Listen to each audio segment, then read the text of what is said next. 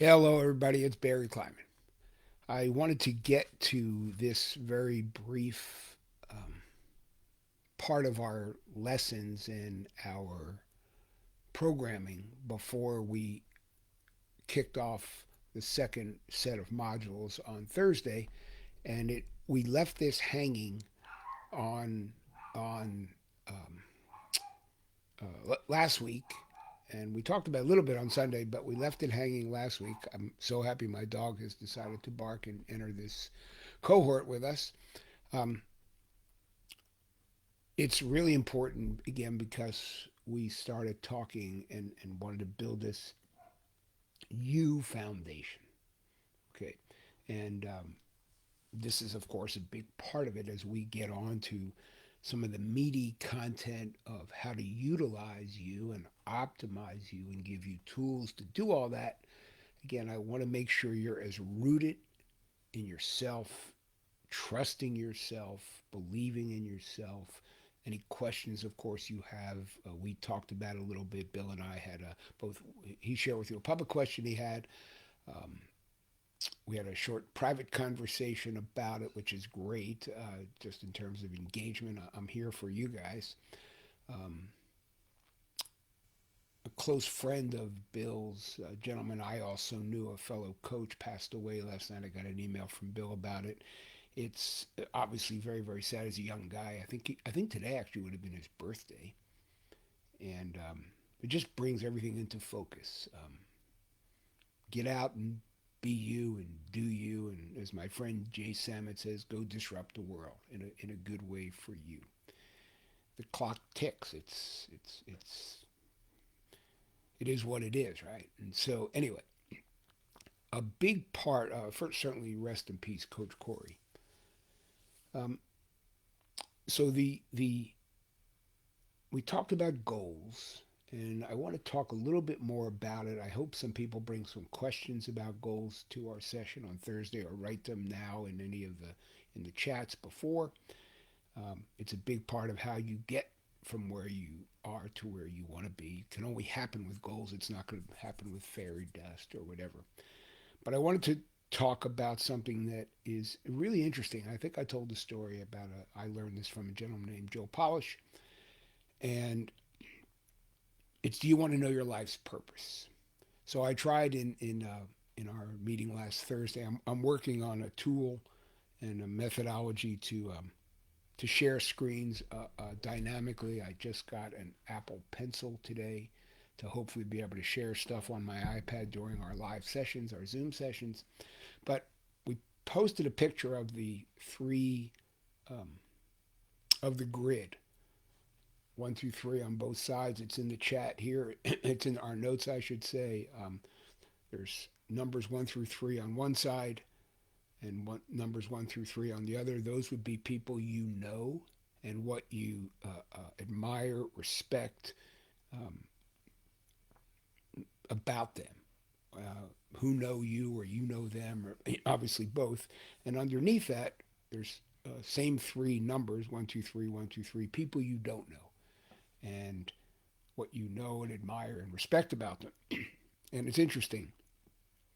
And what we did on Sunday was we had a couple people, Sean and Snigda, read out their what they thought of. And the way you do this is you read out your name, you take all the what you know about them, why you admire them, respect them, and you put your name in front of it.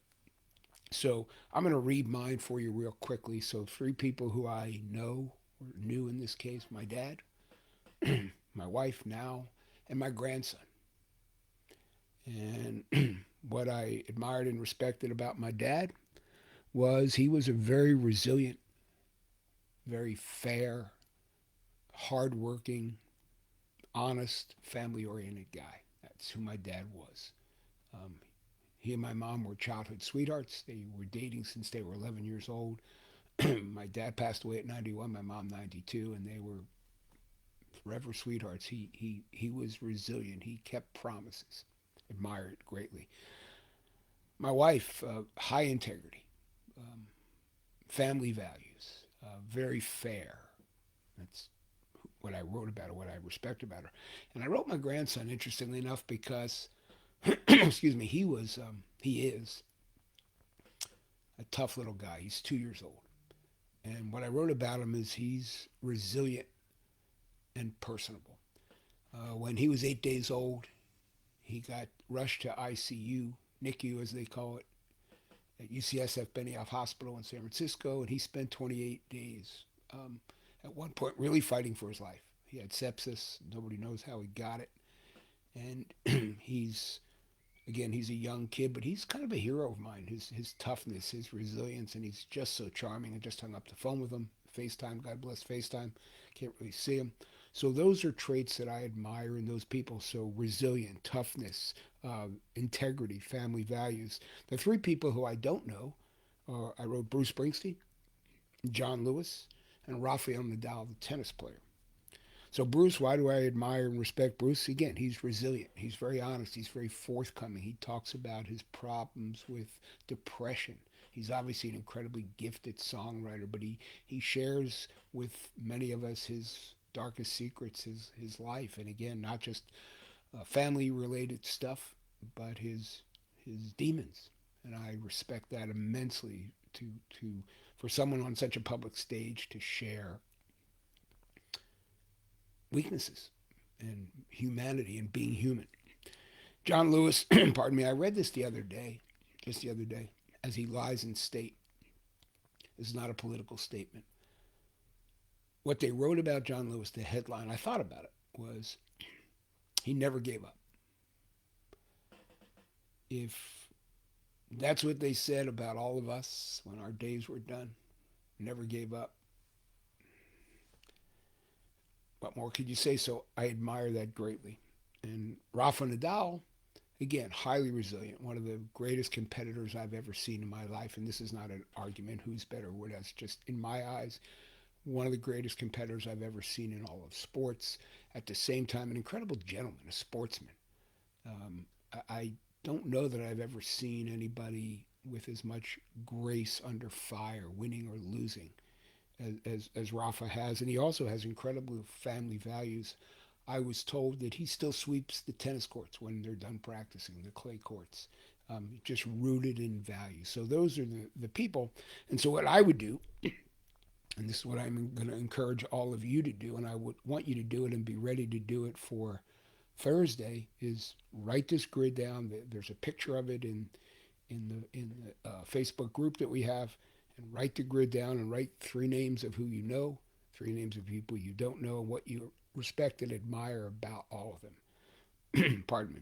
So what I would read here is Barry's purpose, because if you want to know your purpose in life, this is a great way to learn it. So Barry's purpose in life is to be resilient and fair and honorable and a family guy and a family person with values and integrity and a level of toughness and resilience, and have resilience and be forthcoming and be transparent and hopefully be a little talented and never give up and never give in and fight for what you believe to be right, for justice, and be resilient and be competitive and be honorable and be a family person and be coachable.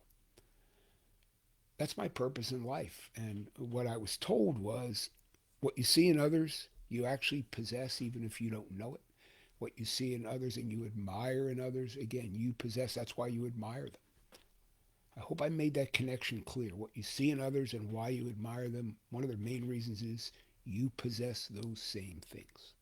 Whether you see it or not, whether you believe it or not, if you really thought deeply about it, you have those qualities. So this exercise is so interesting and pertinent, and I want you to write it in your book of you. I want you to have a book of you. Again, I have no agenda for your life, don't care what you write. But once you're grounded in these foundational things about yourself, everything that follows, everything from when we talk about personal branding and how to transmit your brand and how to talk about it in impromptu situations and in scheduled situations, whether it's interviews or whatever it is, you're going to be a lot more versed with your book. So please, please, please get to that exercise. Your purpose in life. What is your purpose in life? If you want to know it, do the exercise. I thank you. This has gone on maybe a little bit longer than I wanted to, but I wanted it to be clear, and I really wanted us to have this under our belts so we could kick next or Thursday off, or a day after tomorrow off, with a running start and get into some of the um, more relational topics of how to go out and now build this person. I talked about one more thing. I talked about don't build a house you don't want to live in. What this is all about is to help you build a house you do want to live in. But again, it starts with you. So that's where all this is going. I appreciate your time. I'm enjoying this. I hope I'm doing you folks well and being of good service. And stay safe, everybody, please. And I'll look forward to seeing you on the call on Thursday. If you have any questions in the interim, you know how to get me. Write about it in the chat. Send me an email, and I'm really, really happy to help. Stay well. And one more time, rest in peace, Coach Corey. Stay safe, everybody. Thank you.